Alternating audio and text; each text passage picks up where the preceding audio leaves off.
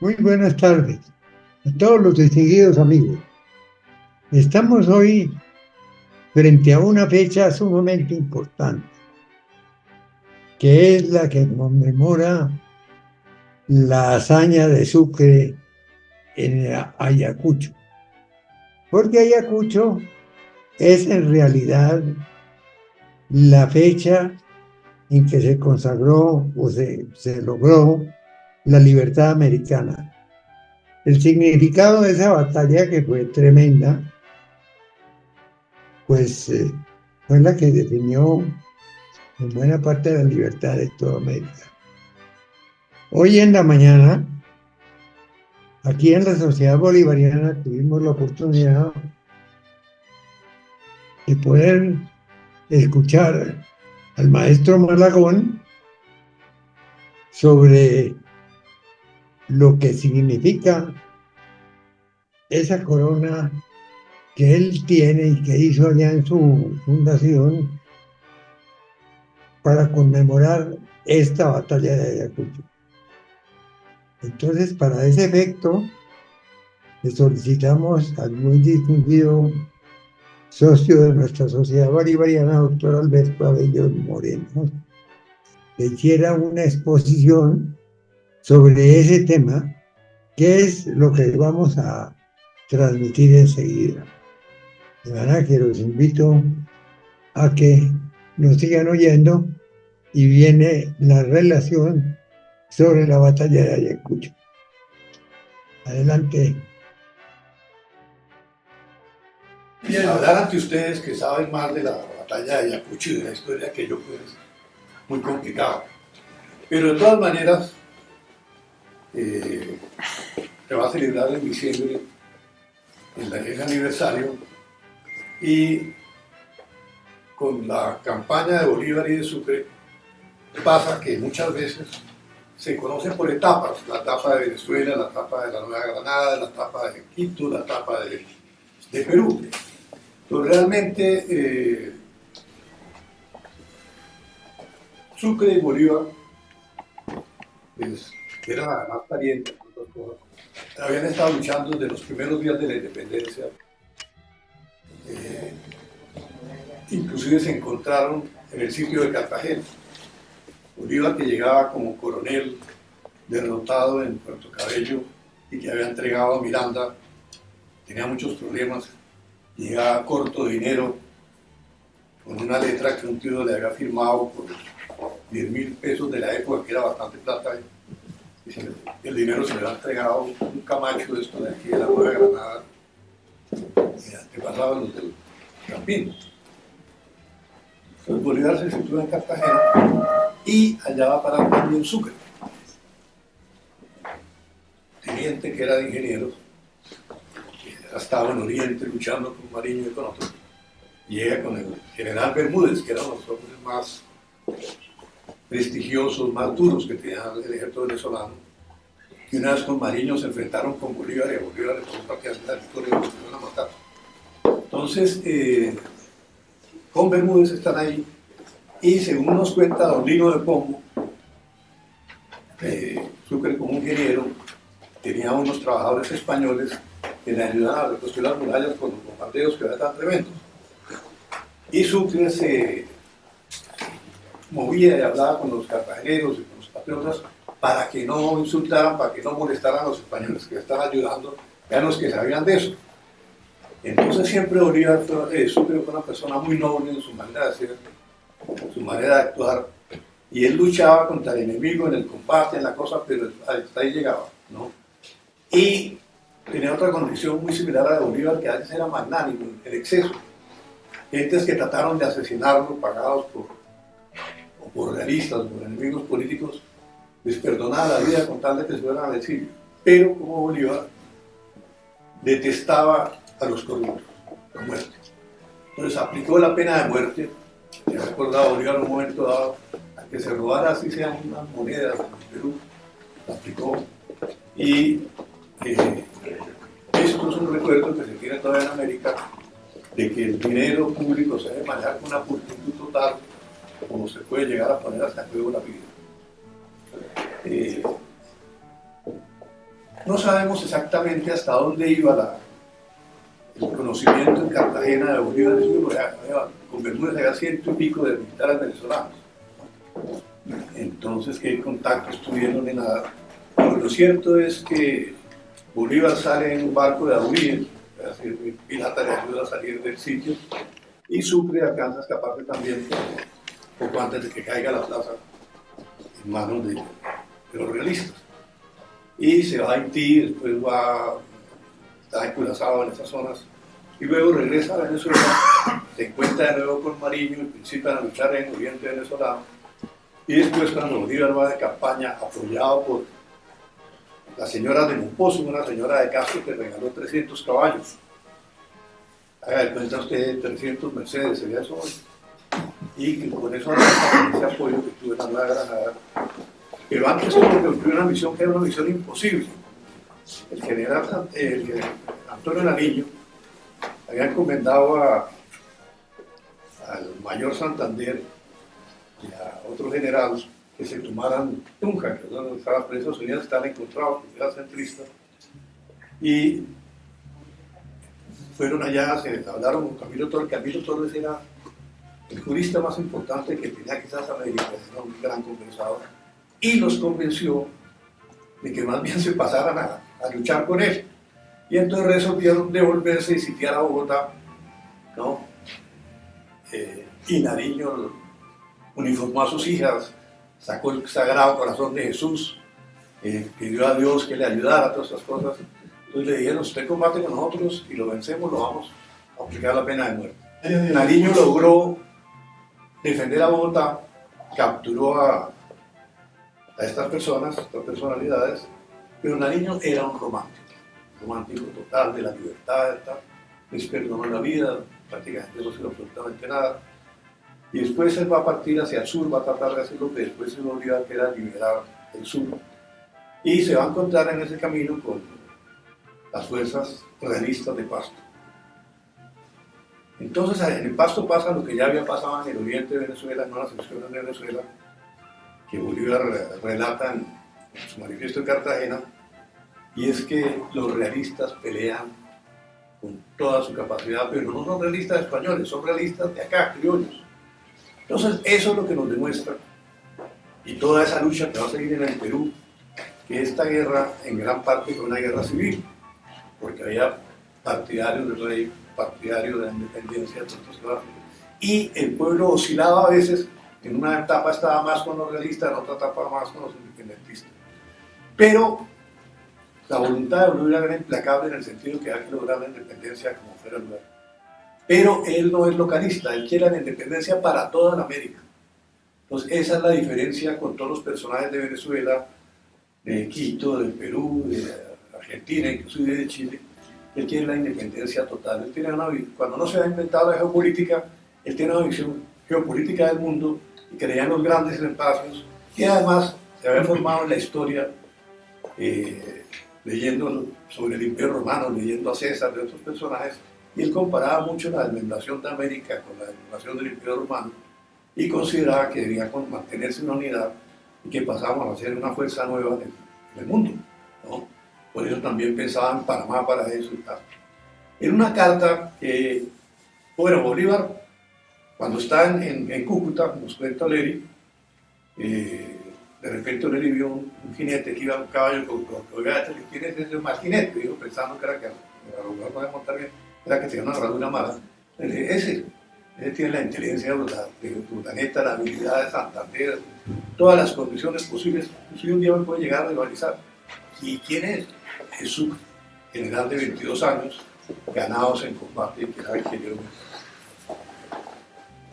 Ese Bolívar que piensa eso en ese momento es muy interesante, porque la fuerza de combate más importante que ha tenido hasta esta fecha había sido los llaneros de paz, y algunos que le ha aportado también a Santander. Entonces Humboldt llegó a decir que si cuando llegaron los europeos a América hubieran estado con caballos ya, los llaneros hubieran acabado con los que habían llegado y hubieran seguramente seguido a Europa a dominar, pero no tenían caballos, fue después que los tuvieron.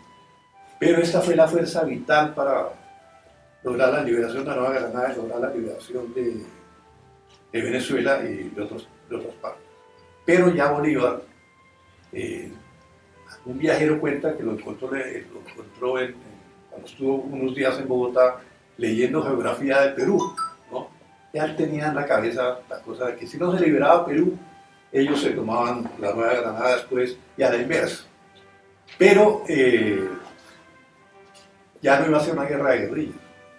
El Perú fue el centro del poder americano, español en América, y como había sido también del imperio indígena, que era un imperio muy avanzado, es decir, en cierta forma, algunos sacerdotes, algunos funcionarios del imperio indígena en el Perú eran más cultos que los invasores que llegaban. Ellos sabían dónde quedaba el planeta Júpiter, tenían un observatorio para eso, tenían lugares cóncavos, ahí se miraban las estrellas en determinadas horas, un observatorio a la inversa, tenían sistemas de cultivos de tierra impresionantes.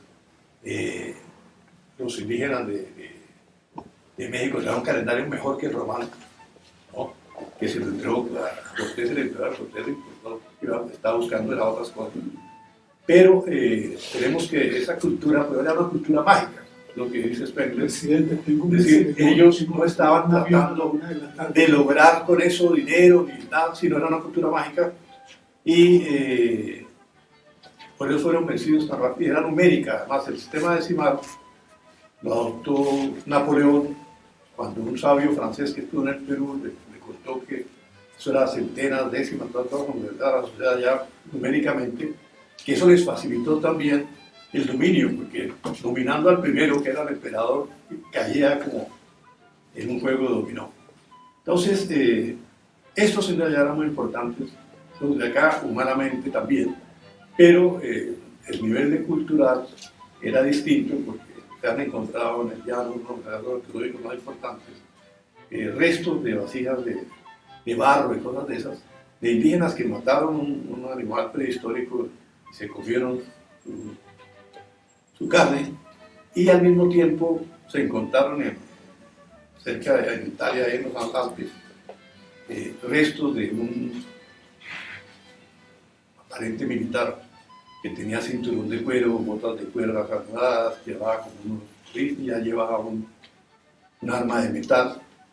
Entonces, lo que ha sorprendido mucho a los antropólogos y a los investigadores es que lo de acá no se sabe por qué se quedó ahí y no siguió evolucionando. Más o menos en ese mismo estadio nos encontraron los primeros viajeros que llegaron de Europa. Pues Bolívar, que comprende que la lucha ya no va a ser de guerrilleras, a Páez lo dejan en Venezuela, ¿no? A Santander lo deja acá, que era muy competente en la parte administrativa, y a otra serie de figuras de mucha importancia. Y resuelve impulsar una serie de militares que la ayuden con el Perú. Pero a la larga el que va a prevalecer va a ser Sucre, porque Sucre tenía una capacidad que era, los méritos de él, digamos, llegaba a generar en todos los combates, ser valiente, todos sus hermanos, 4 de sus hermanos los mataron, unas otras hermanas, al padre lo metieron en La Guaira, en un calabozo, estuvo preso allá. Muchas primas de él murieron también en el conflicto, las violaron antes de que murieran. Entonces, Sucre le dicen una carta a Río Agüero, una carta muy corta. Voy a nombrar como comisionado para la guerra, para la diplomacia y para todo en el Perú, Antonio de Sucre. Él es un ingeniero militar que se ha formado en la guerra, no ha conocido sino la guerra desde su niñez prácticamente, pero es un hombre talentosísimo, inteligente para la diplomacia, para la guerra, para todo. Yo creo que va a ser de gran utilidad en el Perú. Bolívar lo manda a Sucre porque Bolívar tiene problemas con Bogotá, que ya había tenido problemas en Cúcuta, donde los abogados iban a tener un gran poder y a desplazar un poco a los militares en ese momento, y no querían darle los poderes necesarios que pedía la Constitución. Entonces estuvo a punto de no firmarla, pero finalmente el Consejo de Poderes, en casos excepcionales, el jefe del Estado de Colombia puede dirigir las tropas en el exterior.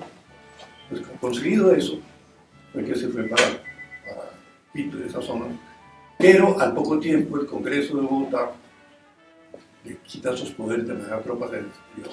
Viene una negociación con el gobierno, todas estas cosas. Y finalmente delega en Sucre el comando de las tropas. Sucre, como ya dije, Nariño, lo que hoy se llama Nariño, en homenaje a los Antonio Nariño, que lo tomaron preso allá y de allá fue a parar a Cali.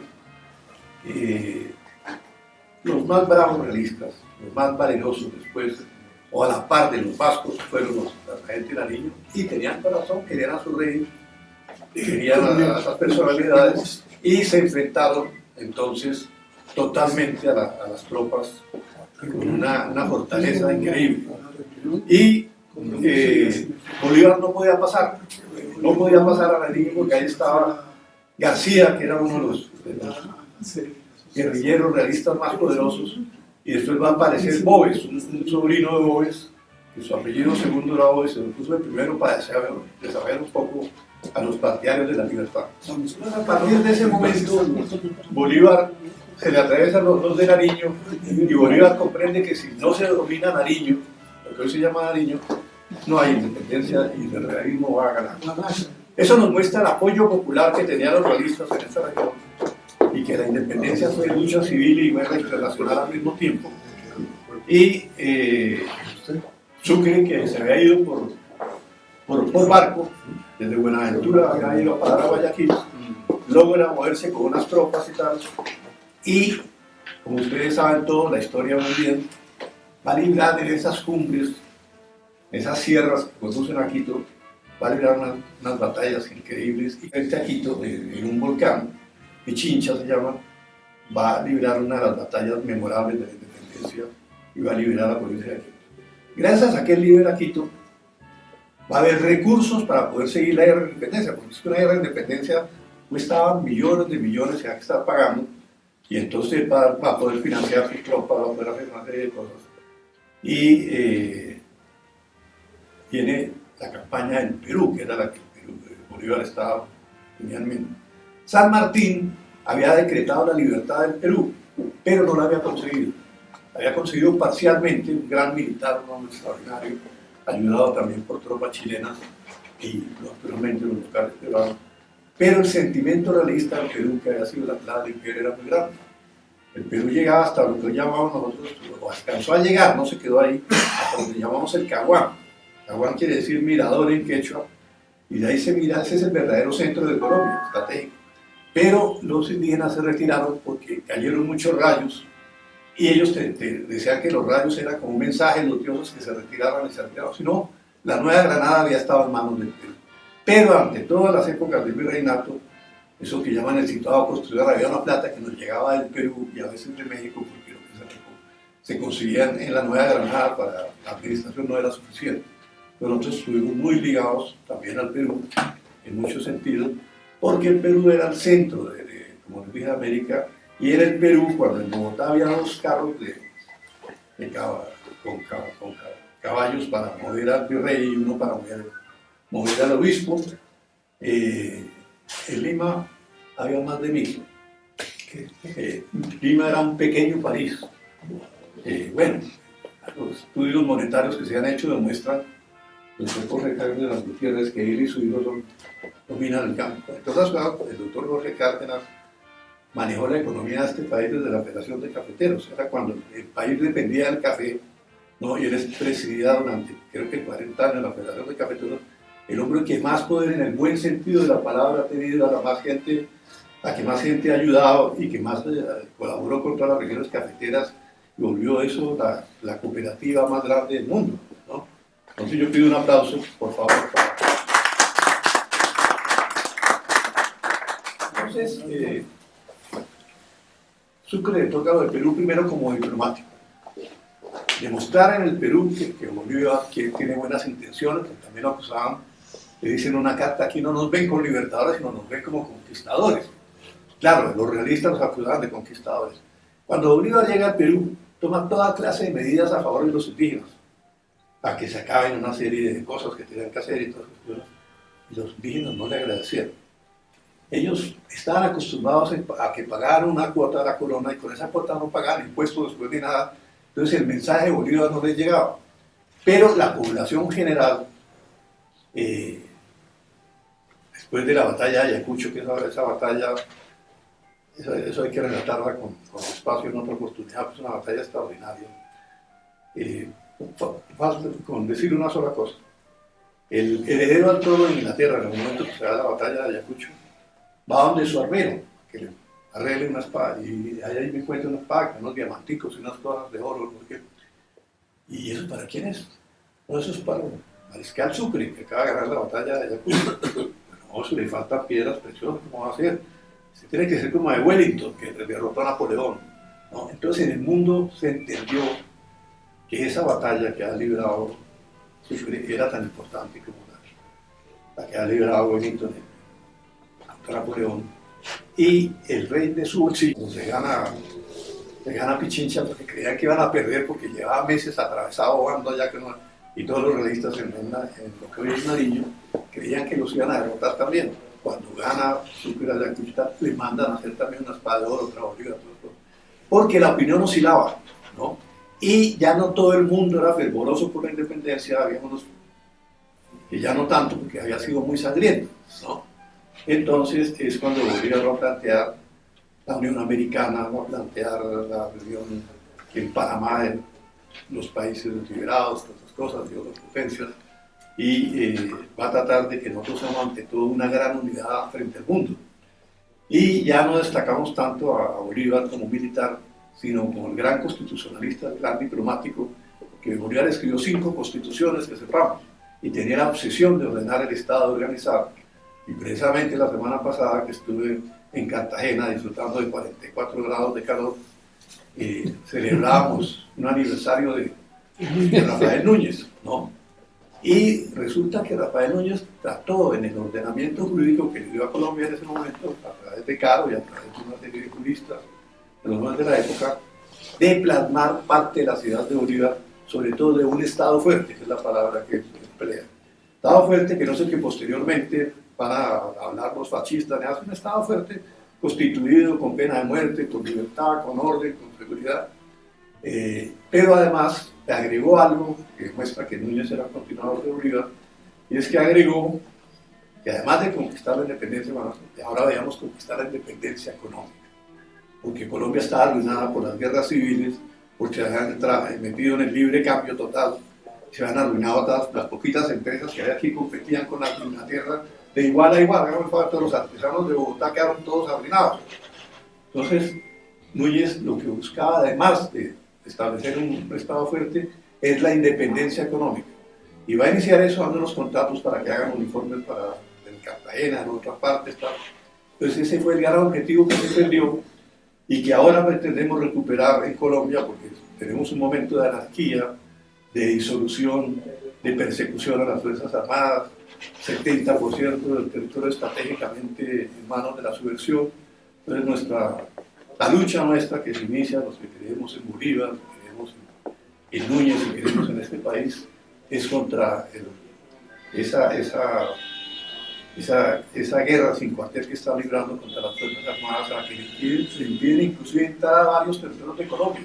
Y quieren que ponerle una camisa de fuerza a las tropas, son de las más valientes. Entonces nosotros estamos en plano cultural, yo soy presidente también de la Academia Sucre, estamos tratando de exaltar todos esos valores que damos de Bolívar y de Sucre, y como les digo, es el más grande honor para nosotros, como ya lo dijo el doctor Miguel Santamaría Dávila, y otorgarles unas condecoraciones a ustedes que creen en nuestros mismos ideales, que creen en la patria, que creen en el honor, que creen en la dignidad, que creen en los valores eternos que son más importantes que la anarquía, el socialismo galopante que estamos viviendo en este momento.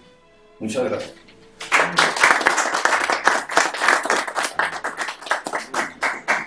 Le agradecemos mucho la exposición al doctor Alberto Abello, que fue en realidad muy larga, pero hubo que recortarla por cuestiones técnicas, porque ese problema de la técnica en este momento siempre es que nos acosa porque no tenemos todas las garantías para usarla. De manera que esta exposición que hace Alberto Abello en el día de hoy ha sido en realidad muy interesante y muy completa, precisamente para que coincida temporalmente con la batalla de Ayacucho.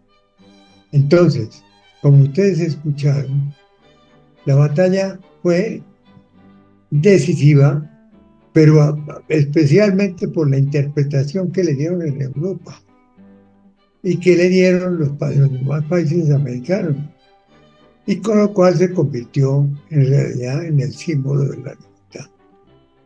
Esa batalla de Ayacucho para todos nosotros, pues es un símbolo perdurable.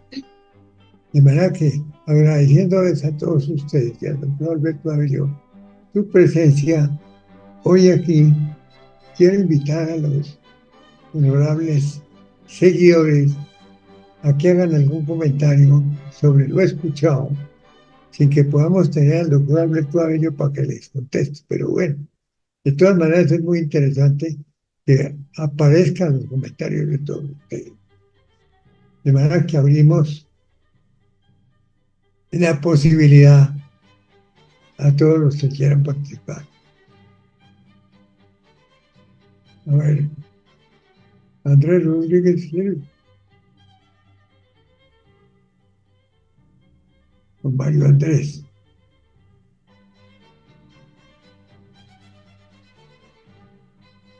Pero es que esto es trabajo. Rafael Uribe. Buenas tardes, doctor Miguel Santamaría. ¿Cómo está? Qué gusto saludarlo. Yo, Mario Andrés, ¿cómo te va? Bien, señor, muchas gracias. Por ahí he asistido a algunas charlas, he estado un poco embolatado porque me han tenido trabajando mucho en la universidad, a veces los jueves por la tarde dictando unos módulos de un curso de investigación del doctorado, pero he estado atento a las conferencias, yo las escucho en diferido y le comento que estoy preparando una conferencia que espero que sea en varias partes para que no sea tan larga, una conferencia por ahí de unas 3 partes sobre la vida de Daniel O'Leary, ¿sí? Vista la vida de O'Leary y la del Libertador en paralelo, ¿sí? A medida que vamos viendo la vida de O'Leary, vamos a ir viendo cómo veía él al Libertador, ¿sí? Muy interesante. Entonces yo le voy, apenas ya la tenga lista, porque estoy en este momento por ahí en el 70-75% de preparación de esa conferencia o de esa conferencia en múltiples partes, yo le aviso a través de Mónica Gómez para que entonces procedamos a programarla, ¿sí? Bueno, perfecto. Ese es un compromiso que yo tenía con usted y que no lo he olvidado y que lo voy a cumplir. Bueno, magnífico. A ver, don René Venegas. Doctor Miguel. Gracias, muy buenas tardes a todos. Don Miguel Santamaría Ávila, muy buenas tardes desde el estado de Utah, el oeste de los Estados Unidos de América. Academia Bolivariana de América del Norte. Bueno, me complace haber escuchado esta conferencia y antes de empezar, pues quería comentarles que la corona de laureles de los héroes de Ayacucho fue elaborada en mi taller aquí en el estado de Utah, más exactamente en el laboratorio de joyería de la Universidad de Weber State University. La otra semana va a venir un periodista del canal O2 de News de Utah, quien va a hacer un reportaje sobre la corona, y me agrada mucho que el maestro Malagón la haya presentado hoy en tan prestigiosa institución como es la Sociedad Bolivariana de Colombia. La pregunta es, tengo entendido que durante la batalla de Ayacucho intervino el batallón británico, o es decir, la brigada británica. Y desde luego quería saber si existieron algunos héroes, algunos generales o coroneles durante esa batalla que ayudaron desde luego a la gesta libertadora. Esa sería la pregunta.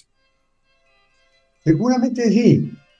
Vamos a investigar a quienes han estado investigando la batalla de Ayacucho que son muchos porque, como les repito, esta es una de las batallas más importantes de la historia. Entonces yo creo que muy próximamente haremos un recuento de esto y sobre todo para traer la participación de todos los que triunfaron con Sucre, con Córdoba, allá en Ayacucho, que fue en realidad una etapa supremamente importante. ¿Alguien más quiere decir algo? Sí, doctor Miguel. Doctor Adelante, Miguel. mi problema. Gracias, doctor Miguel. Muy buenas tardes. En primer lugar, saludarlo muy cordialmente, señor presidente de la Sociedad Bolivariana, felicitarlo por la condecoración muy merecida que recibió hoy y excusarme nuevamente de no haber podido estar en el acto, pero lo hice por una nota escrita anteriormente. Bueno, la conferencia de hoy es muy interesante y como usted dice, es la apertura, considero yo, a una serie de comentarios y de disertaciones que tienen que venir necesariamente porque, como usted lo dijo, la batalla de Ayacucho fue un acontecimiento mundial, americano y posteriormente es algo muy significativo, muy importante, que todavía a pesar de los 200 años y pico que llevamos de ese acontecimiento, no se ha dicho todo. De manera que es el momento de pensar, como usted lo ha dicho, en que tenemos que abundar en los hechos, en los comentarios y en el análisis militar y civil de ese acontecimiento de la guerra. Así. Muchas gracias, mi coronel. No, en realidad sí es que esta conferencia que se hizo en la mañana de hoy con motivo de recibir por unos momentos la corona de Ayacucho, que fue hoy por la mañana aquí, hasta hace un rato, significa mucho.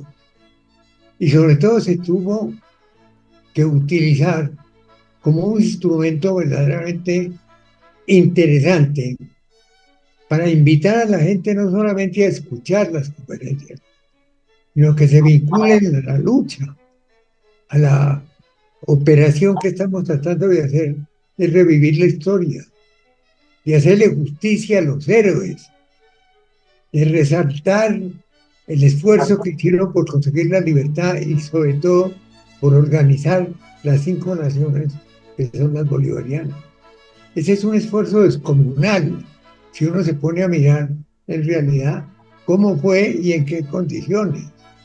Eso de recorrer un Macubac desde Caracas hasta Lima, guerreando en las dificultades más tremendas para lograr una victoria tan importante y tan trascendente como fue conseguir la libertad frente a una potencia que era España. De manera que eso, en esa lucha estamos en este momento empeñados y vamos a seguir adelante en ese sentido, invitándolos a todos ustedes y a todos los que quieran vincularse a este esfuerzo, que es algo que les pedimos desde el corazón.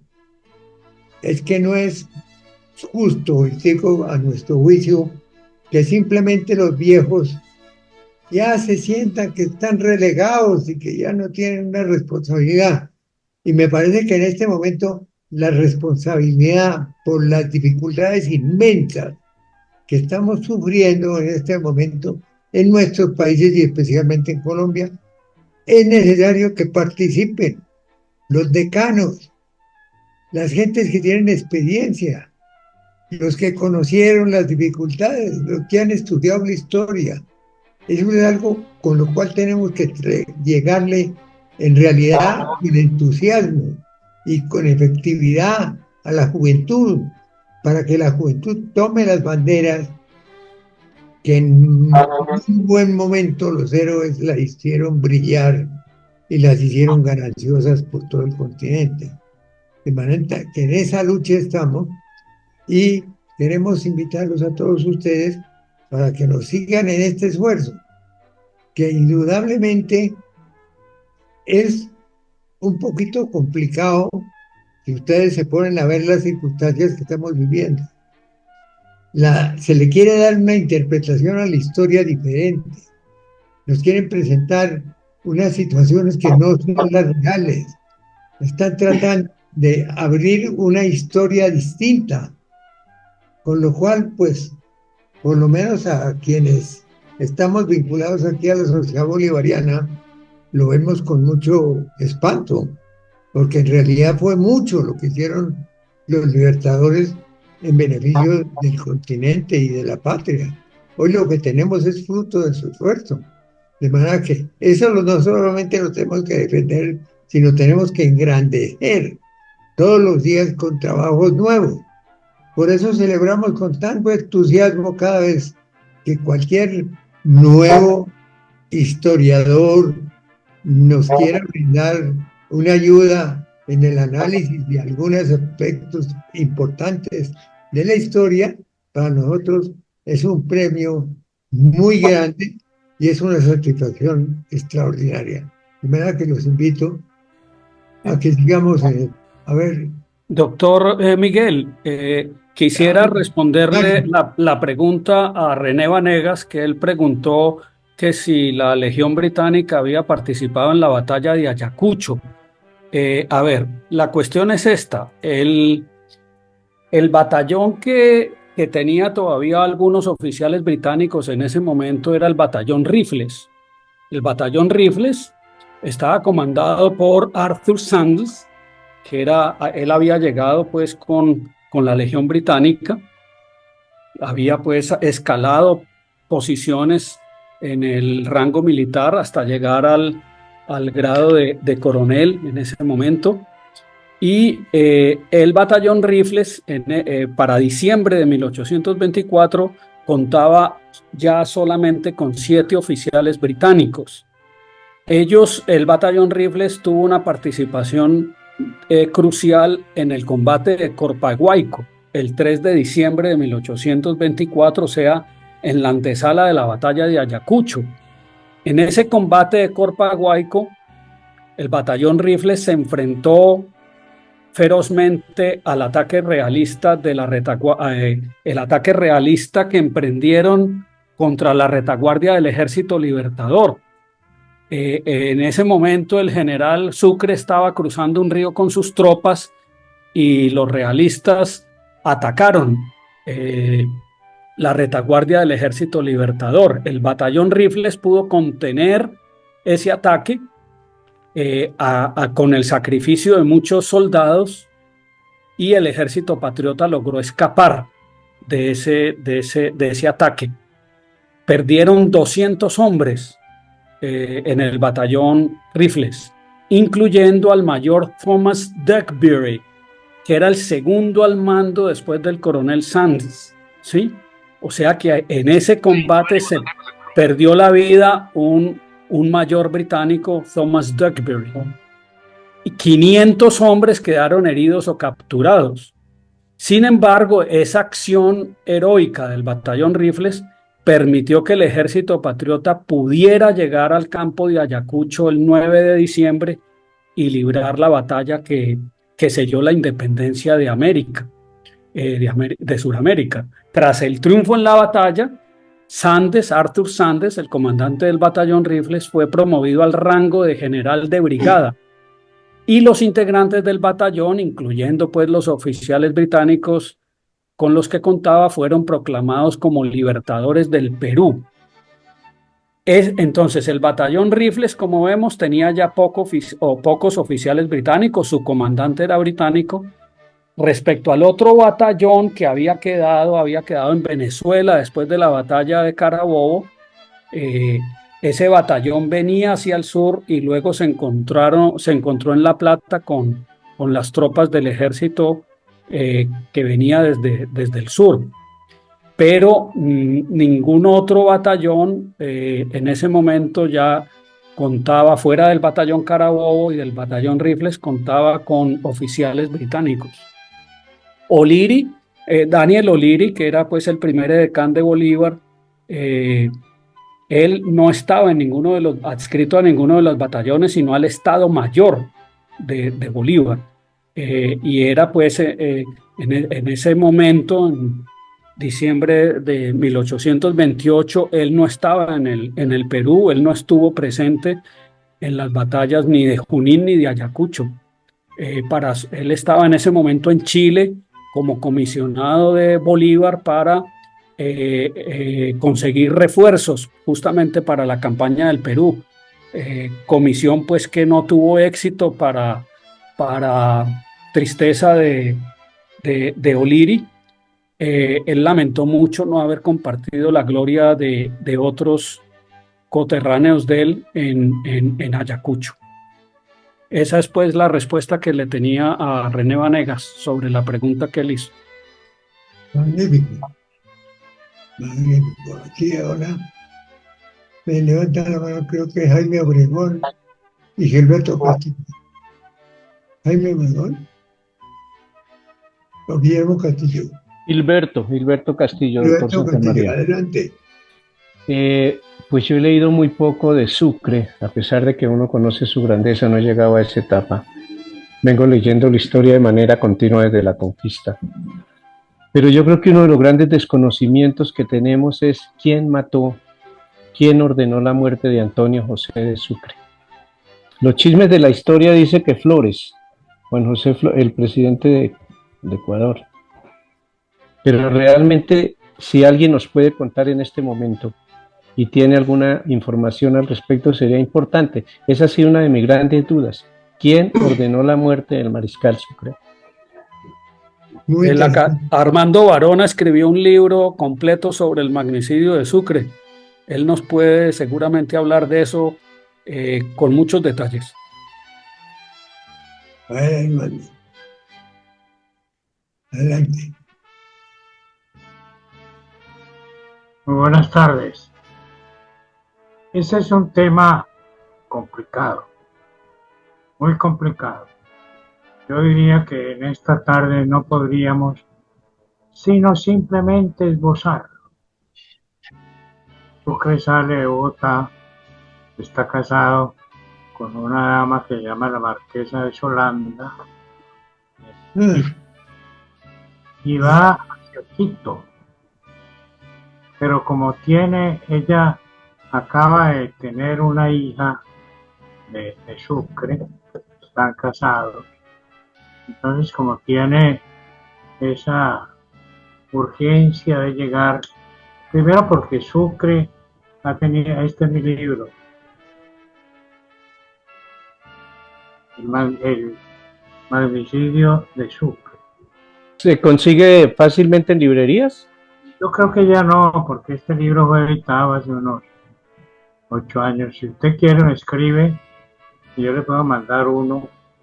Y allí hice un estudio a fondo, profundo. Interesantísimo. Gracias, doctor Varona. Además, sabiendo que en el fondo de eso había un problema político. ¿Por qué? Cuando Sucre está despidiendo de Bogotá, hay en el atrio de la catedral, hay algunos que comentan viendo a Sucre que su suerte está echada. Y hay una cosa que yo la lamento mucho en ese libro, y es que la gente de mi partido libre, en aquel momento tenía una conformación enfrente de Bolívar, a quien estaban calificando de conservador, no era el término, pero sí la equivalencia. Entonces lo ven a Sucre in articulo mortis, se decía. Sucre se va y se va por el camino más corto. En el Neiva está el general José Hilario López, y él es el gobernador, miembro del Partido Liberal.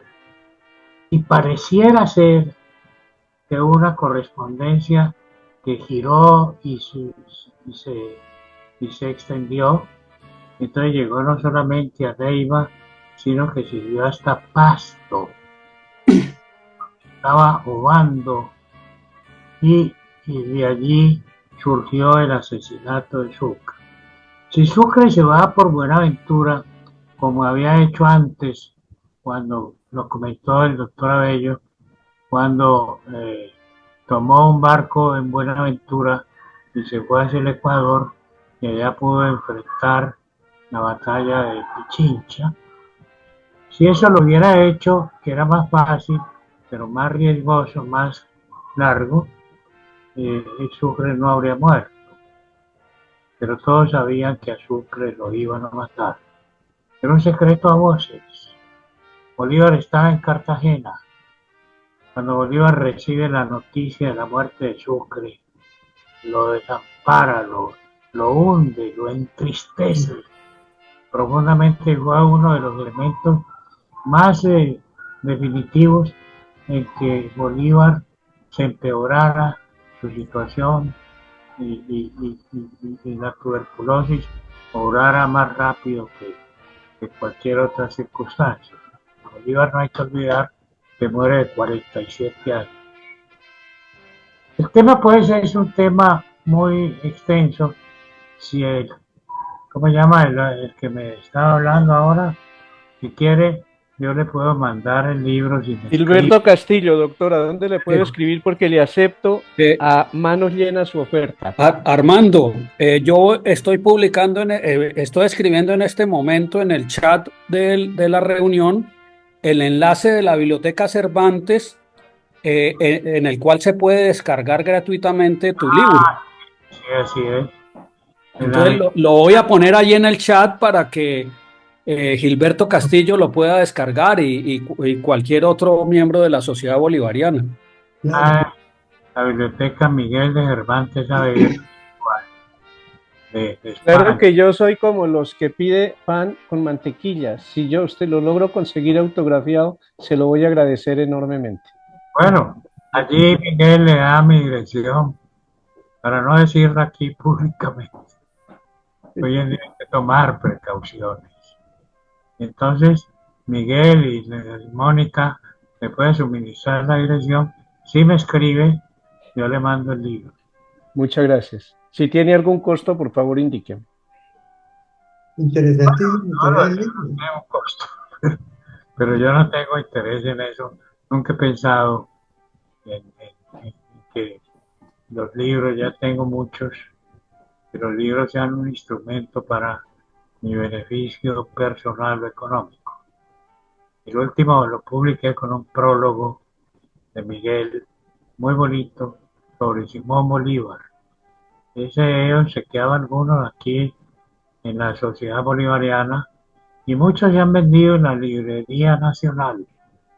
Y allí también se vendió en su momento el magnicidio de Sucre, juicio de responsabilidad penal. Yo soy abogado penalista y el enfoque que le hago es un enfoque crítico desde el punto de vista jurídico penal. Gracias. Muy Eh, agradecido. Ya está el enlace, en el chat está el enlace con el hipervínculo. Se le puede hacer clic allí al hipervínculo, https www.cervantesvirtual.com, obra El magnicidio de Sucre, juicio de responsabilidad penal, y haciéndole clic ya se puede descargar en PDF para los que lo quieran descargar. Muy bien, Mario, usted es un experto en eso. ¿Cómo fue? Que me salió esta vaina. ¿Soy yo? No pude ganar ese. Miguel, aprovechando este momento, quisiera decir lo siguiente en relación con la conferencia que acabamos de oír.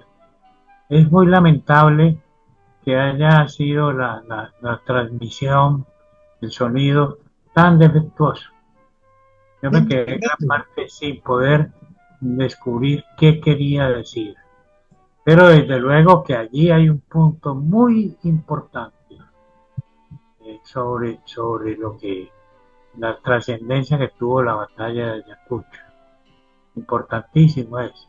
Eso también tengo un libro, pero bueno, ya con esto es suficiente. Buenas tardes para todos. Bueno, porque Alejandro Vega, Ospina, no, ya seguro. A ver, No, doctor, yo simplemente quería agradecerle al doctor Llano por el enlace. Ya este libro se puede consultar perfectamente. Y por supuesto también al doctor Barón por esta intervención que nos hizo sobre Sucre. Sé que es un tema complicado de tratar tan brevemente, pero muchas gracias, doctor Barona, por ese documento que nos han compartido. muy bien, magnífico. Gracias. Ay, don Jaime Obregón. Gracias, señor presidente. Aprovecho para saludarlo y felicitarlo por el reconocimiento que le acaban de entregar muy merecidamente. Un breve comentario, primero que todo, sobre la inquietud de el doctor René Venegas sobre británicos en Ayacucho. No nos olvidemos que está el comandante de la división de caballería, es William Miller. Bajo su mando precisamente van a estar los húsares de Junín a cargo de Suárez, los granaderos de a caballo de los Andes a cargo de Briggs, los granaderos de Colombia a cargo de Lucas Carvajal y los húsares de Colombia a cargo de José Laurencio Silva, todos ellos bajo el mando de Miller. Aquí sí no sé, eso es gratuito, yo quería referirme brevemente a un hecho muy significativo de Ayacucho, ya lo tengo ahí cogido, lógicamente sin pretender obviar la tremenda importancia que tuvo la batalla en cuanto a las consecuencias precisamente para la libertad de toda la América española, particularmente de Sudamérica. Todavía se demorará un tiempo para que a finales del siglo XIX la independencia de Cuba y Puerto Rico, aun cuando prácticamente el último pasó de un dueño a otro. No sé cuál sea peor, entre otras cosas. Pero bueno, ese es otro tema. Yo quería referirme a Ayacucho en cuanto a la caballerosidad que se vislumbra precisamente en el trato entre la oficialidad de uno y otro bando. Recordemos que fue una batalla bastante cruenta. Estamos hablando en el bando de los independentistas o patriotas, cerca de 400 muertos, el doble de heridos. En los realistas se multiplicó tremendamente, 1.800 muertos.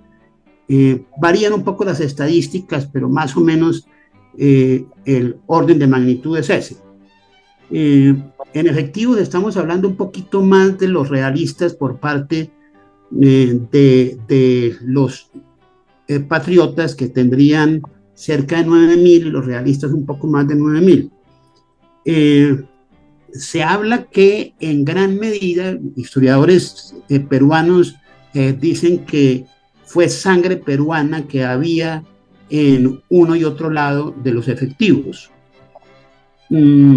Sin embargo, el mismo Ribagüero habla como las 3/4 partes eran colombianos, y eso tiene mucho mérito precisamente cuando lo está diciendo este líder peruano. Un poco menos de la 1/4 parte, dice él mismo, serían peruanos, y una parte realmente mínima de argentinos y chilenos, más chilenos que argentinos. Argentinos no pasaron, algunos hablan de 120, otros hablan apenas de 80, de chilenos sí se habla de 300, un poco más, pero naturalmente, insisto, pues la gran mayoría definitivamente eran colombianos. Decía sobre la caballerosidad, que contrasta mucho precisamente al final en la la rendición, el tratamiento que le da Sucre al virrey y a toda la oficialidad, contrasta mucho, digo yo, con lo que pasó en Boyacá como epílogo de la batalla y la actitud del general Santander del fusilamiento al comandante Barreiro y a una parte de la oficialidad española. Desde el comienzo la batalla empieza grosso modo a las 8 de la mañana y termina grosso modo también hacia la 1 de la tarde. Desde el comienzo el mariscal Monet le pide a Córdoba que ya que hay buenos amigos de lado y lado en la oficialidad y también incluso parientes había, que por qué no que se den un último abrazo, literalmente dice antes de que se rompan la crisma. Bueno, rompamos la crisma, diría el mariscal. Sucre da la quiesencia precisamente, algo muy del carácter de Sucre, su amplitud, su generosidad, su caballerosidad. Y efectivamente ocurre un acercamiento de mucha altura, de mucho honor entre la oficialidad de uno y otro lado. Así comienza la batalla. Y al final, pues ya sabemos el trato también con mucha altura que le dio Sucre a la oficialidad española. Eso quería mencionar brevemente porque me parece que es algo digno de resaltar, ese espíritu caballeresco que, como dice el viejo dicho, lo cortés no quita lo valiente. Muchas gracias, señor presidente. Muchas gracias, magnífica interpretación. A ver quién. Doctor Miguel, quiero complementar algo de lo que dijo Jaime Obregón respecto a William Miller. Lo que pasa es que como René Vanegas había preguntado por los integrantes de la Legión Británica que habían participado en Ayacucho, yo por eso no mencioné a Miller, porque es que Miller no llegó con la Legión Británica a Venezuela, ni con la primera, ni con la segunda. Miller no formó parte del ejército de Bolívar. Miller llegó a Sudamérica por Argentina. Ahí se unió a la expedición de los Andes de San Martín. Estuvo pues integrado al ejército argentino, chileno y luego al peruano. Y ciertamente, como lo dijo Jaime Obregón, él fundó el regimiento de húsares y estuvo en la batalla de Ayacucho, pero él no, aunque era británico, no llegó con la Legión Británica, la que nosotros conocemos que estuvo al lado de Bolívar, ¿sí? Esa era la aclaración que yo quería hacer, por eso fue que no lo mencioné. Muy bien, Mario Andrés, pero yo no dije que había venido con la Legión Británica. No, sino que como René Vanegas preguntó por los integrantes de la Legión Británica que habían estado en Ayacucho, yo por eso no mencioné a Miller. Entonces, cuando usted lo incluyó, yo dije, a ver, fue que se me olvidó Miller. No se me olvidó porque es que yo no lo incluí porque como le contesté a René Vanegas sobre los integrantes de la Legión Británica, entonces por eso no incluí a Miller. Pero lo que usted dijo es perfectamente cierto. Miller comandó el regimiento en la batalla de Ayacucho, sí. Todo un personaje. William Miller lo consideran un héroe en la historia tanto argentina como del Perú. Y él escribió unas memorias que publicó, el hermano de él las publicó en Londres en 1828, justo después de la batalla de Ayacucho. A Miller lo nombran gobernador militar en Potosí, o sea que él va al Alto Perú y allá Miller, y él se radica, regresa después a Inglaterra, Miller, y allá permanece un tiempo y luego regresa al Perú, ¿sí? Luego regresa al Perú, sí. Fue un factor, Miguel, una cosita breve, fue un factor decisivo Miller en el desarrollo de la batalla del Perú. Antes de que se le haya dado la orden a Córdoba de intervenir, armas de discreción, antes de eso, hubo un momento terrible en el cual se ha podido perder todo. Pero Miller, que así le decía Miller se le ocurre una cosa absolutamente impensada, y es que él pone, da una orden, o dice haber recibido una orden, y pone a una parte del ejército que está, de su tropa, que está encerrada allí en un pequeño altozano en medio del declive del terreno de Ayacucho, y entonces se inclinan y quedan encerrados los realistas por un lado y por otro por los patriotas. Ese punto fue muy importante en la acción militar de Miller y fue absolutamente decisivo para la entrada de Córdoba, cuando aquella frase famosa, paso de vencedores. Gracias. Paso de vencedores. A ver quién. Yo no ninguna mancha ahí.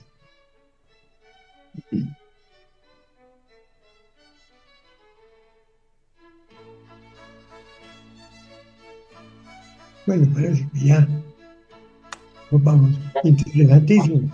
Las intervenciones han sido fabulosas.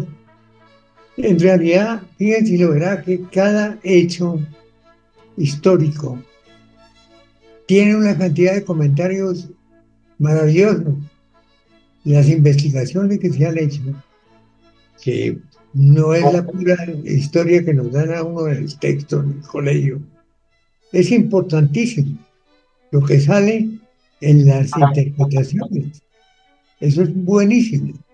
De manera que eso es una de las cosas que nos satisface profundamente de estar haciendo, recibir el concepto verídico de los investigadores, que eso nos aclara mucho toda la situación. De manera que muchísimas gracias a los que han intervenido hoy, porque en realidad, aunque falta mucho todavía por investigar, porque de todas maneras algo va a salir de un hecho tan trascendente como fue la batalla de Ayacucho, pues todavía tendremos tiempo para estar analizando y recibiendo las opiniones de nuestros amigos que son grandes investigadores de estos hechos fundamentales de la República y de su historia. ¿Hay alguno que quiera hacer alguna nueva intervención? Si no, pues los invito muy cordialmente a la conferencia el próximo jueves. Vamos a ver en qué términos será. Y les agradezco profundamente su presencia en estos jueves, que son una ayuda muy grande para entender y defender nuestra historia. Vamos a llegar ya, estamos muy cerca de llegar a la conferencia número 200. Y en esa conferencia esperamos tener una mesa redonda sobre algún tema trascendente y que pongamos a participar a varios de los miembros de la sociedad y de los que han estado presentes durante tanto tiempo en nuestras conferencias. De todas maneras, muchas gracias y se les desea buenas tardes a todos. Una noche muy feliz. Buenas tardes al doctor Santa María, al doctor Mario Andrés y al doctor René y a todos los demás ilustres académicos. Magnífico. Buenas tardes a todos. Buenas tardes, doctor Miguel. Buenas tardes a todos. Muchas gracias. Hasta luego. Buenas tardes a todos.